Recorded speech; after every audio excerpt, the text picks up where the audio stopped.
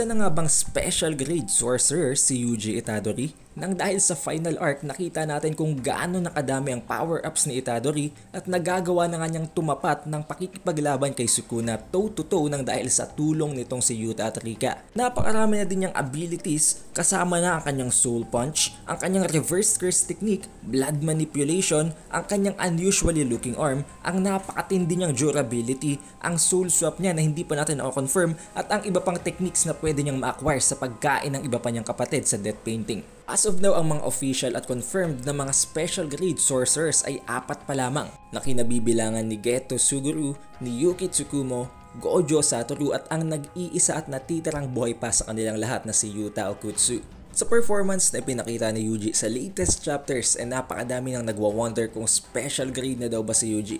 Kaya naman sa video na ito ay sasagutin natin ang katanungan na yan. Sisimulan natin ang lahat sa pag-a-analyze ng mga bagong skills ni Yuji at kung pasok ba ito sa kategory ng special grade. Way back sa pinakaunang parte ng kwento, kaya isang 3rd grade lamang si Yuji ay dahil sa wala nga siyang kayang gawin, literal na suntok at sipa lang kaya niya, subalit ngayon meron na siyang soul punch. Nabanggit sa latest chapter na sa pamamagitan ng mga suntok at mga atake ni Yuji ay kaya niyang i-damage ang pinaka-soul ng kanyang target.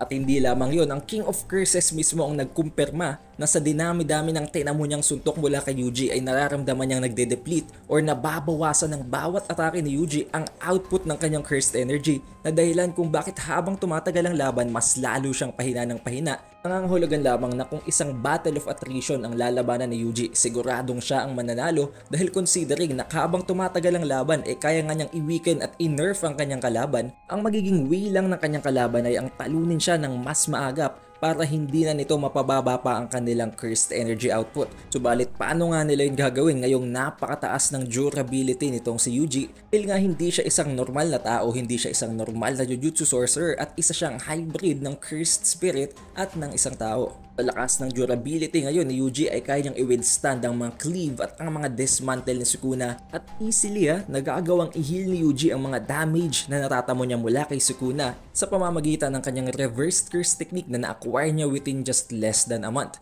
Isang abilidad na tanging ang mga chosen ones lang nakakagamit to the point na maging ang isa sa mga special grade ay hindi kayang gamitin ito. Nakita din natin gumamit si Yuji ng blood manipulation gamit ng kanyang piercing blood ang mangyayari ang laban sa gitna ni Higuruma at ni Sukuna dahil alam naman natin na wala na doon si Choso, out of the battle na siya dahil sa tinamo niyang butas sa tiyan sa ginawang atake ni Sukuna. Subalit may nakita tayong piercing blood doon at nakatingin itong si Sukuna kay Yuji habang sinasabing hindi siya makapaniwala na nagawa yung gamitin ito. At yun na nga, na-reveal na ang kanyang soul punch, ang paggamit niya ng reverse curse technique, subalit hanggang ngayon hindi pa rin na-explain kung ano at kung paano nagkaroon ng mga gantong braso si Yuji. Maaring ito na ang materialization ng kanyang soul punch or maaring may iba pa tong epekto, hindi pa natin alam dahil hindi pa naman yun nako-confirm sa latest chapters na nare-release. One thing is for sure, hindi lamang pang display ang mga brasong ito ni Itadori and surely magkakaroon ito ng function sa laban. And although na-confirm na nga na ang mga atake ni Yuji ay nakaka-damage ng mismong soul ng kalaban nito, hindi pa rin naman niya na-flex at na-ipe-perform ang kanyang soul swap.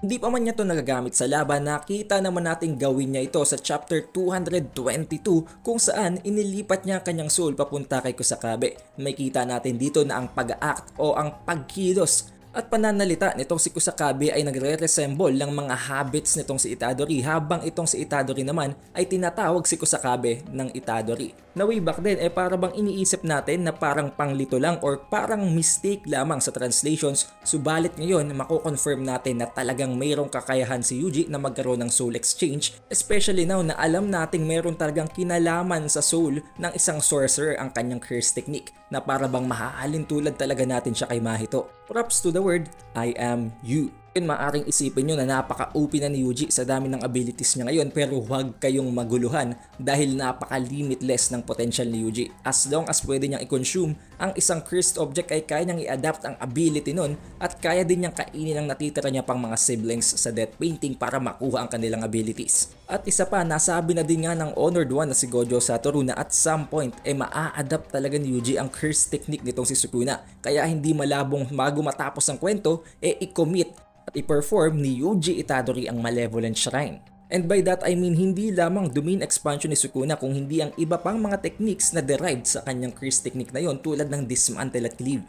And up to this point, hindi pa din natin alam kung nasaan ang natitirang finger ni Sukuna. Madaming nagsasabing pwedeng kinain itong si Yuji, pwedeng na kay Yuta, pwedeng itinatago ni Gojo at pwedeng si Itadori mismo ang natitirang finger. We also have a theory na pwedeng si Yuji Itadori ay isang kapatid nitong si Sukuna at ito ang nakatadhanang tumalo sa kanya. Kung gusto nyong malaman ng tungkol sa bagay na yun, panoodin nyo lang ang nakalink na video. Ngayong nailatag na natin ang lahat ng abilities and capabilities nitong si Yuji Itadori, sasagutin na natin ang question. Tama bang mabigyan ng titulo bilang isang special grade si Yuji Itadori? I think hindi, dahil kung babasehan natin ang sinabi ni Kenjaku, ang pwedeng bigyan ng titulong special grade ay ang isang sorcerer na kayang i-overthrow o kayang sirain ang isang nation gamit lamang ang sarili nila. Tulad na lamang ni Gojo Satoru, tulad ni Geto na merong cursed spirit manipulation, tulad ni Yuki na may napakadayang hacks, at tulad ni Yuta na napakalakas din. Paano i-overthrow ni Yuji ang isang nation kung ganito ang abilities niya? I mean, oo, kaya yung gawin ni Yuji, pero it will take so much time to the point na talagang hindi na yun magiging ganon ka-worth it. Unlike kung ang mga nabanggit na 4 na special grade, kayang-kaya nila yung gawin ng napakadali and effortlessly. Isipin nyo na lang si Hakari Kinji kung gaano siya kalakas, kung gaano siya ka-OP at kung gaano kadaya ang kanyang innate curse technique, subalit nabigyan lamang siya ng titulo na grade 1 o isang first grade na Jujutsu Sorcerer. Pero pwede din nating sabihin na ang standard na to ni Kenjaku ay para lamang sa mga curse technique na may mass effect, at ang curse technique nitong si Hakari at nitong si Yuji ay para mga pang 1v1 lamang.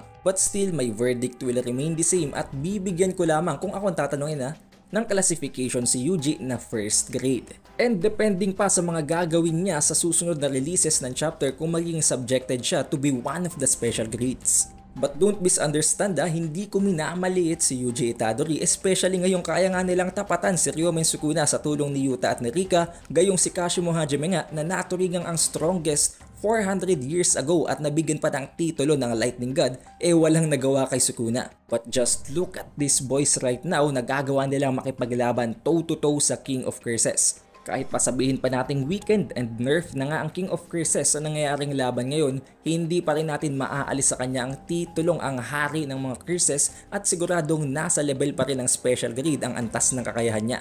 Ngayon sa tingin ko nasagot ko naman ang katanungan nyo. Kung may iba pa kayong tanong, ilagay nyo lang yan sa comment section para mapag-usapan pa natin. At siya nga pala, hindi magkakaroon ng chapter break for this week, kaya you can expect na magpapatuloy ang bakbakan sa gitna ni Sukuna, ni Rika, ni Yuta at ni Yuji. Kung nakarating ka sa huling parteng ito ng video, surely you had a great time, kaya mag-iwan ka na ng like, subscribe at i-ring mo na din ang bell button. It is The Updated Weeb, and I'll see you on the next one.